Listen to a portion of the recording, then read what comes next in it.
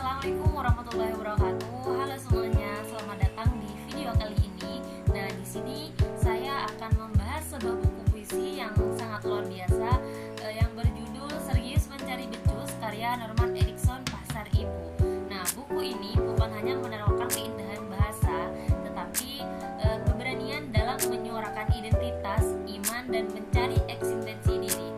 Sebelum saya mereview buku ini, perkenalkan, nama saya Rahmalia, NIM 2022-610012, Fakultas Keguruan dan Ilmu Pendidikan Bahasa Indonesia Angkatan 2022 Universitas Madura. Nah, di sini saya akan mereviewkan buku kumpulan puisi Serius Mencari Becus karya Norman Erickson Pasar Ibu.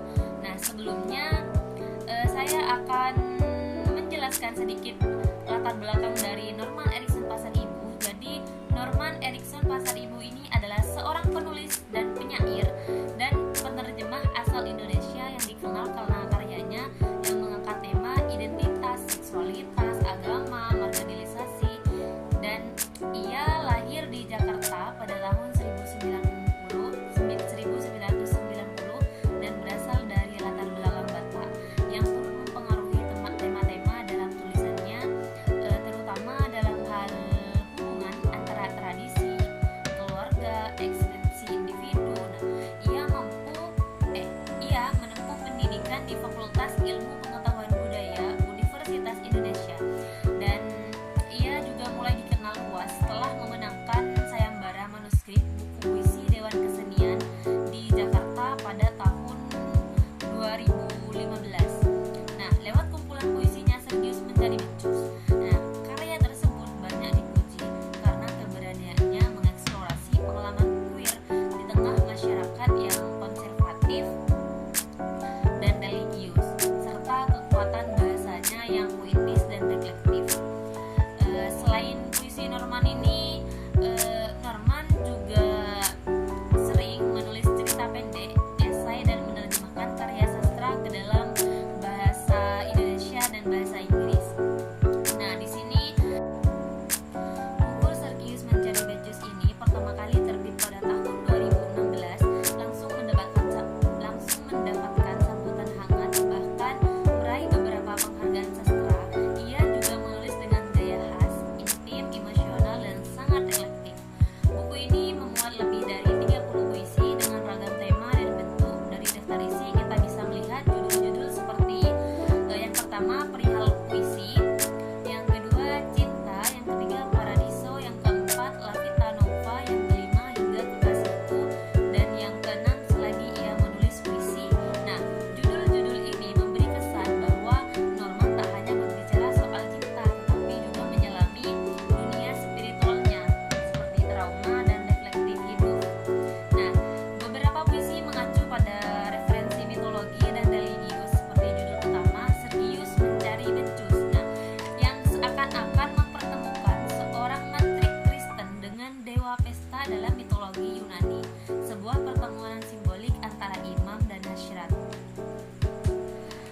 Dan tema utama yang mendasari kumpulan puisi ini adalah pencarian identitas, terutama dalam konteks queer. Bahasa puisi yang bicara tentang rasa terasing, konflik batin, kehilangan, dan kerinduan akan penerimaan. Contohnya, dalam puisi Serius Mencari Becus ada perjalanan spiritual sekaligus sensual yang menggambarkan seseorang yang berusaha berdamai dengan identitasnya.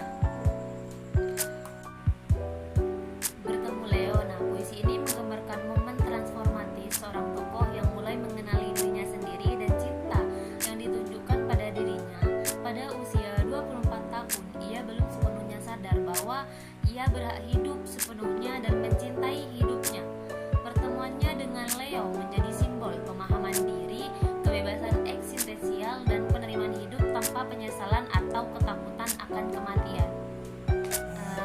Juga ada puisi perubahan, di mana puisi ini menggambarkan tentang luka masa lalu yang tetap membekas meskipun waktu telah berlalu. Dalam bentuk kilas balik, tokoh mengenang momen traumatis ketika ia jatuh dan harus bangkit sendiri.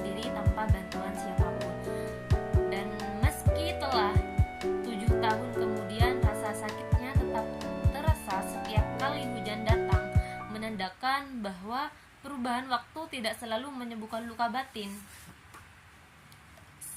Dan juga ada puisi tentang kue peneku ibu.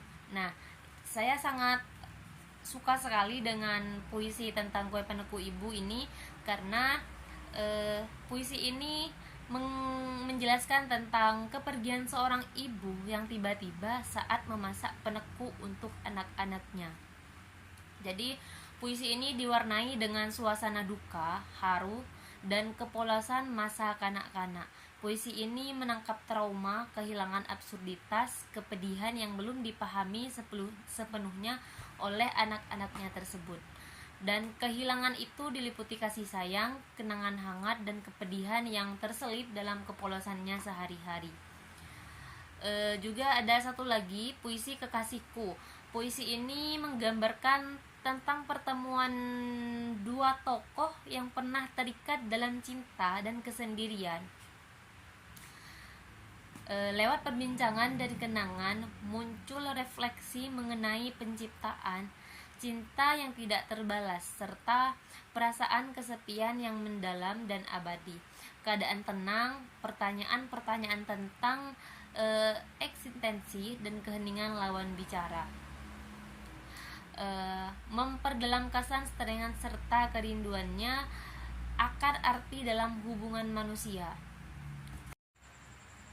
Buku Sergius Mencari Becus ini pertama kali terbit pada tahun 2016, langsung mendapatkan sambutan hangat, bahkan meraih beberapa penghargaan sastra.